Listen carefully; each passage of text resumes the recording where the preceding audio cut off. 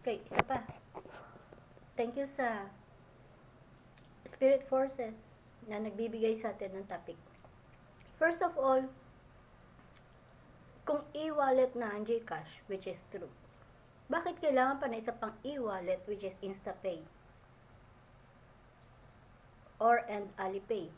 Or and so many other e-wallets pa. May GCash na, di ba? Sa ganito po kasi yon, nanakaw ang mga pondo natin. Na ipautang, hindi na bayaran. Imbis na tayo, interest na lang, kinukuha natin from GCash, nare-receive natin from GCash, hindi nagaganap sapagkat nasa nakawan yung pondo.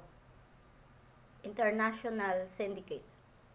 Pero actually, Pilipinas lang ang nagkonsinte diyan sa mga sindikato na Pilipino rin.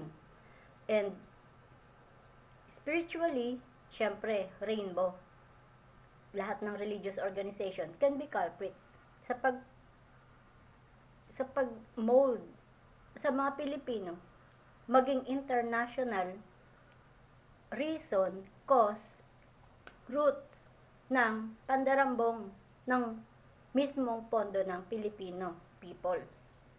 Kaya ginawa po nila, since inukayan ni Wilma, yours truly,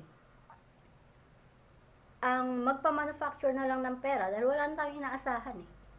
Nanakaw na, nagastos na, naidumi na, nawarak na, naisuot na, nagka-dilubyo na, nagka-earthquake, breaking yung mga bahay na ginasusan ng ating pamahalaan, nagpa-manufacture ng pera.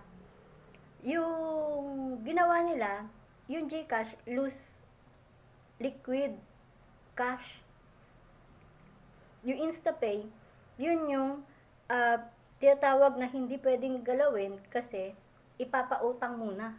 Pero pera natin yun. Nagpa-manufacture ng pera, tinambak sa InstaPay, pinautang. Wala na naman tayong natanggap. Kaya ngayon, tatanggalin na natin ang InstaPay, ididirekta na natin lahat ng pondo sa GCash. Pagka-manufacture, direkta sa GCash, sabay pasok sa mga bangko natin. Kaya be sure meron tayong bank accounts, bawat isa.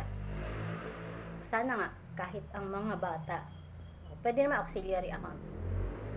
Yun, tatanggalin na natin ang InstaPay.